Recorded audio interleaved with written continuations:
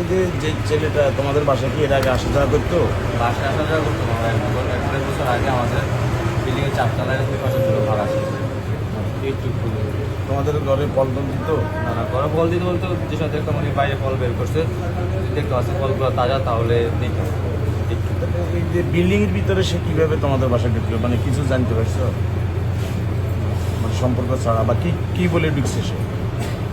এখন ওখানে তো যারা ছিল তাদের কেউর থেকে কিন্তু কোনো কথা আসে না, ওনাদের কেউ বেশি নেই।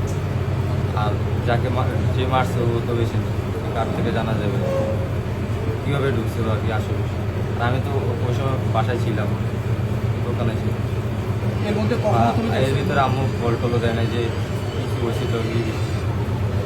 তুমি কি কখনো দেখছিলে যে এরা না না আগে পরে আসে? ওই ওখান থেকে যাওয়ার পরে ওদের খুব আর মনে করেন এলাকার আশেপাশে দেখে যে বল টল বিক্রি করতে। এই যে এই পুরো বাস ভাড়া কি তোমার মনি তো?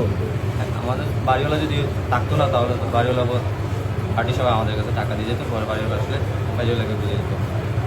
বিল্ডিং সকল দায়িত্ব আমার আম্মুর কাছে। তাহলে কি তোমার মনে হয় কি এই টাকার জন্য ঢুকছে বা স্বর্ণ লাভ করার জন্য ঢুকছে? হইলেও হতে পারে। ওই বাসার জন্য ঢুকছি, আম্মুর ফোনও দেখিনি, আমাদের বাসার যদি অ্যান্ড্রয়েড সেট ছিল এটা একটা দেখিনি। ওদের টাকা পিছনের রুমে উঠানো ছিল, এলোমেলো ছিল সব। আর এর থেকে বেশি তো খেয়াল করার সুযোগ ছিল না। আম্মুকে নিয়ে বেরিয়ে গেছি তাড়াতাড়ি হাসপাতালে নিয়ে যাওয়া। আচ্ছা ঠিক আছে। আচ্ছা, অন্তর পর্যন্ত যখন এখানে ছিল তার সাথে তার কে কে থাকতো? পরিবারের লোকজন থাকতো? ওর সাথে ওর একজন ওয়াইফ, উনি বলছিল যে ওনার ওয়াইফ। এই আর কেউ আসা যাওয়া দেখি।